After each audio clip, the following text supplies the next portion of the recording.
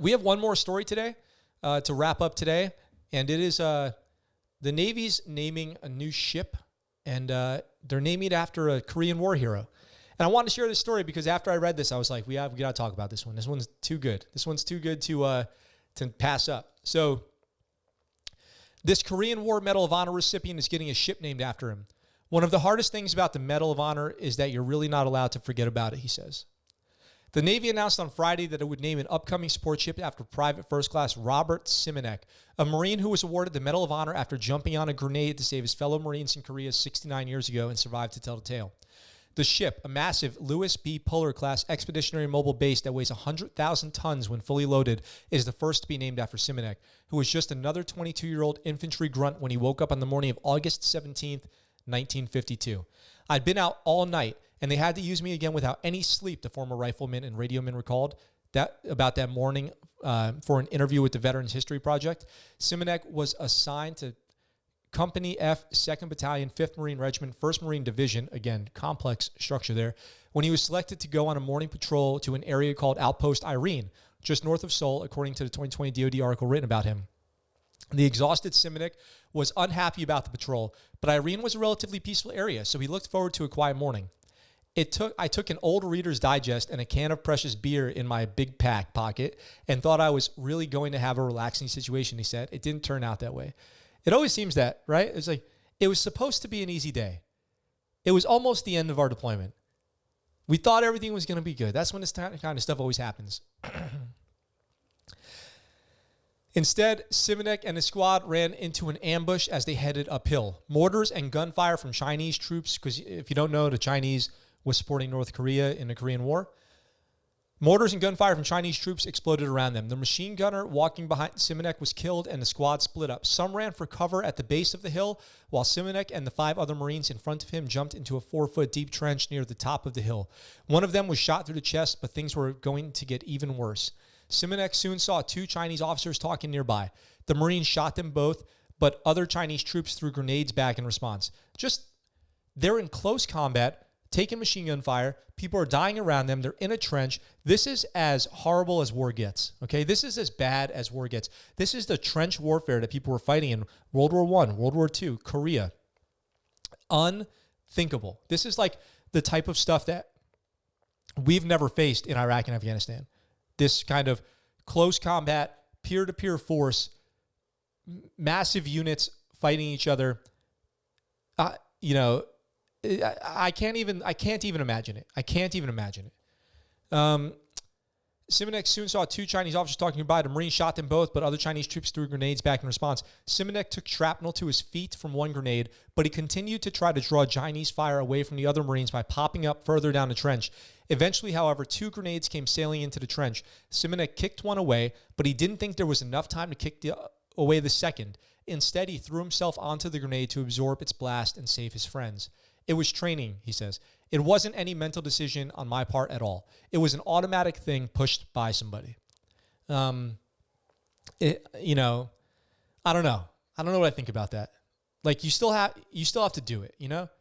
He could have dove away from the grenade. When somebody dives onto a grenade, it's like saying they're accepting imminent death in the hopes that it'll save the people around them. And this is after he's already wounded.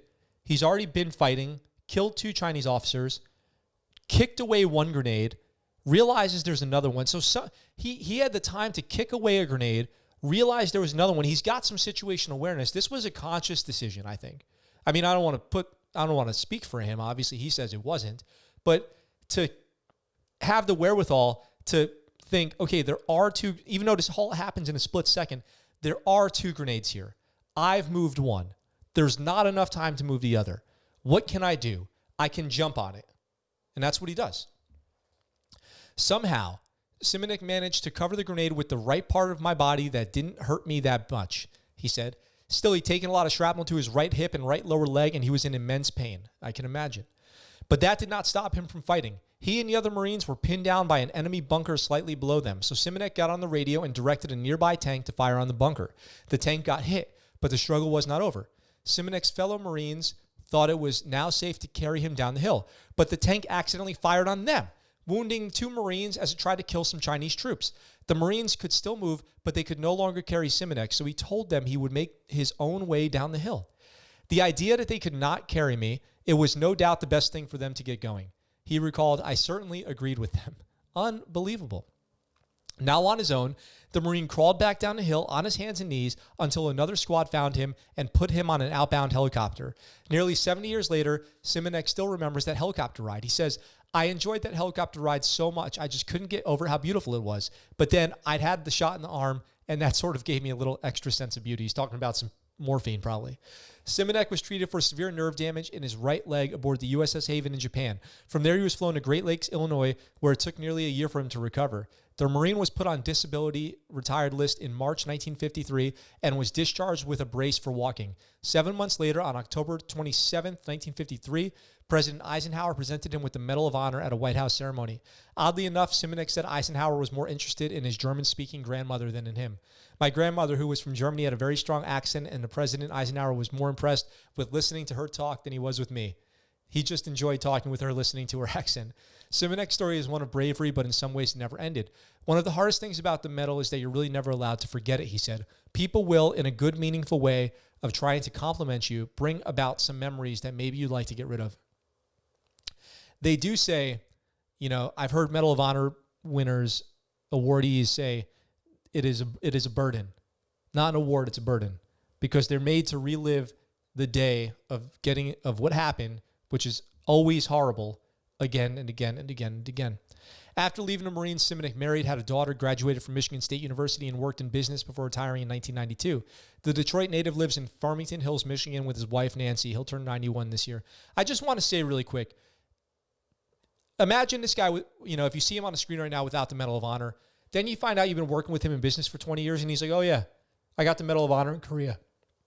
You know, when you see an older person maybe wearing a Vietnam veteran hat, a World War II veteran hat, a Korean War veteran hat, remember that once they were a certified badass mofo, like a warrior, a war fighter, you know, in a way that our generation doesn't totally understand. You know, the casualties of Korea, World War II, Vietnam, and going back, far outnumbered the war on terror. And I'm not taking anything away from anybody here. I'm just saying the combat that they saw was different and more savage and more brutal than what we ever saw in Iraq and Afghanistan. And that was savage and brutal and horrible. And it's hard to, it's hard to picture because we see it in black and white. We see it portrayed in film and TV, and we see it in old photos. And it's just hard to get in that mindset that these guys were fighting trench warfare up close, for in some cases years at a time, and I think it's just important to remember that. So this ship is going to be named after him. Is the second to last expeditionary mobile base that the Navy plans to procure as part of the Lewis B. Puller, named after the famous Chesty Puller of the Marine Corps class of ships. The USS Robert E. Simonek will have a flexible modular design capable of supporting any mission you like.